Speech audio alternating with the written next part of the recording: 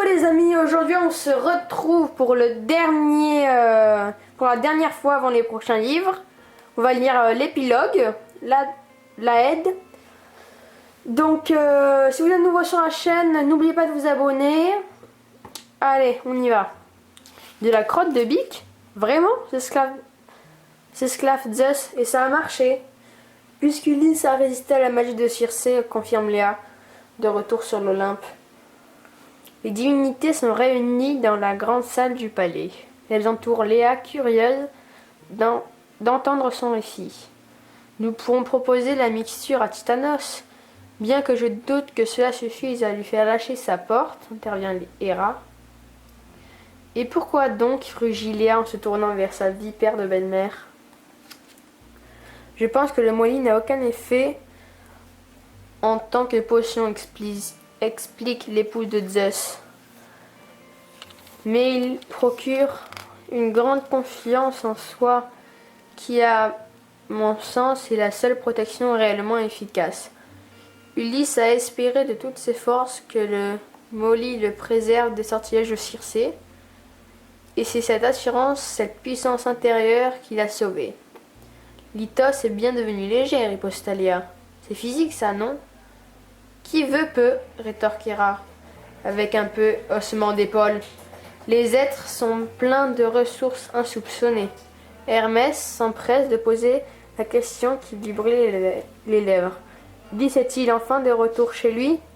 N'y a-t-il plus aucun risque de revoir son chien Argos sur l'Olympe? Tous les marins se sont mis à l'ouvrage pour réparer le navire, rapporte Léa. Mais 3 semaines plus tard, Ulysse a repris la mer et il vogue à présent vers Ithaque. Mais Poséidon, le redoutable, désire toujours se venger. C'est d'une voix caverneuse qu'il lance alors. Ulysse est bien loin d'être sorti d'affaire. Je vais lui envoyer mes sirènes qui, grâce à leur chant merveilleux, l'entraîneront au fond des abysses, lui et tout son équipage. Je lui soufflerai de boucler les oreilles de ces marins avec des boules de cire, et s'il tient vraiment à écouter ce chant, qu'il se fasse attacher un homa, marmonne Athéna, à moitié endormie sur sa lance. Son oncle lui jette un regard noir et poursuit. Mes courants le feront dériver jusque chez la nymphe Calypso. Il saura le retenir en lui promettant l'immortalité. Ulysse oubliera sa femme et son fils, et le royaume d'Ithaque tombera entre d'autres mains.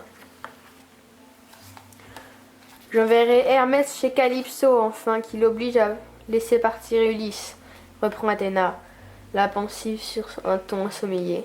Que ne ferait-il pas pour ne plus avoir Argos à ses trousses? Poséidon se dandine d'un pied sur l'autre, furieux. Si Ulysse échappe à tous ses périls, je briserai son navire, noierai son équipage et abandonnerai ce roi telé sur la côte de Skeira, nu et demi-mort. Pour ceux qui ne savent pas, la côte de Skeira, c'est Corfou, une île grecque. Je ferai intervenir Nausicaa, la fille du roi de Cécra, pour qu'elle soigne Ulysse et lui procure un nouveau bateau, lui renvoie Athéna d'une voix pâteuse.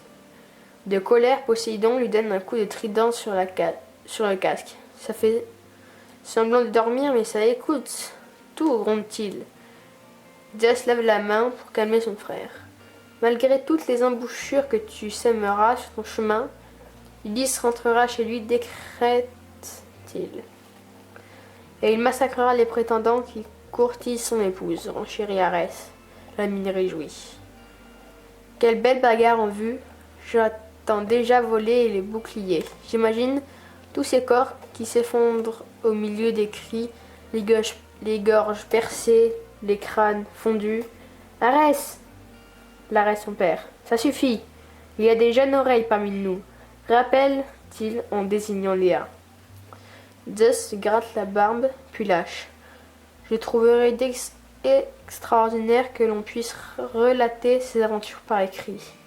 La guerre de Troie, le voyage d'Ulysse, ce serait dommage qu'elles s'évanouissent dans la nuit des temps. Cela brasse trop d'années et trop de personnages. Aucun aide n'en est capable, estime Apollon.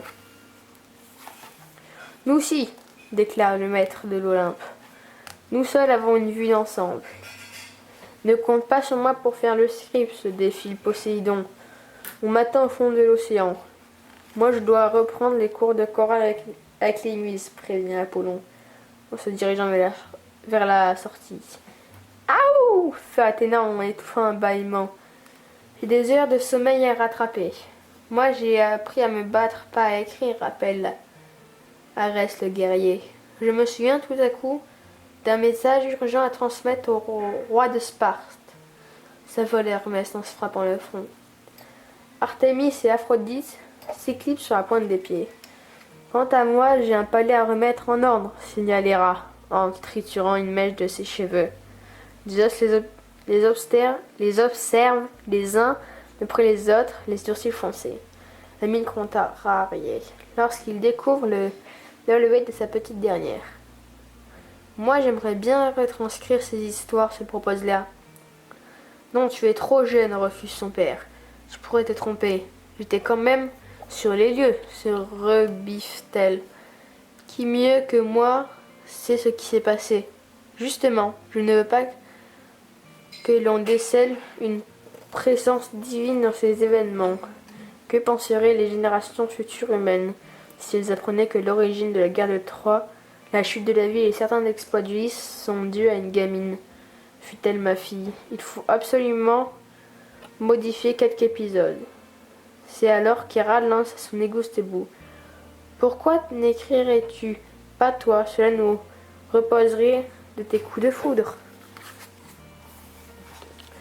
Beaucoup plus tard, alors qu'Ulysse est retrouvé son île depuis longtemps, Zeus achève de relire à voix haute le récit qu'il vient de coucher sur un rouleau de peau de chèvre, cousu bout à bout. Et voilà, dit-il à Léa, sagement assise devant lui. Cela te plaît? Tu vois, je n'ai pas fait trop de taches sur le parchemin, ajouta-t-il en lui montrant les peaux. C'est très bien, mon papa.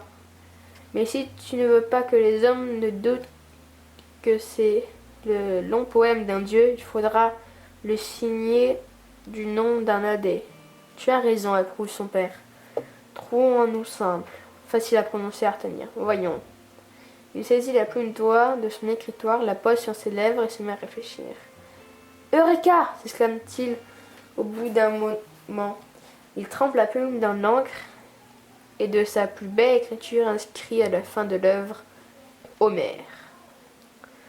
Léa se lève, danse d'un pied puis sur l'autre, puis lâche un peu déçue. Maintenant mes beaux voyages sont terminés. Je vais devoir rester sur l'Olympe à supporter les scènes de ménage de cette harpie de Léa. Oh que non! Se récrie le grand Zeus. J'ai appris que mon fils Héraclès avait des problèmes. Je vais encore avoir besoin de toi, ma petite abeille chérie. Voilà, on a fini le livre. Donc là, ce week-end, je vais pas lire de livre. Et lundi, on commencera le chapitre 5. Donc j'espère que ça vous a plu. N'hésitez pas à liker la vidéo si ça vous a plu. Allez, à bientôt!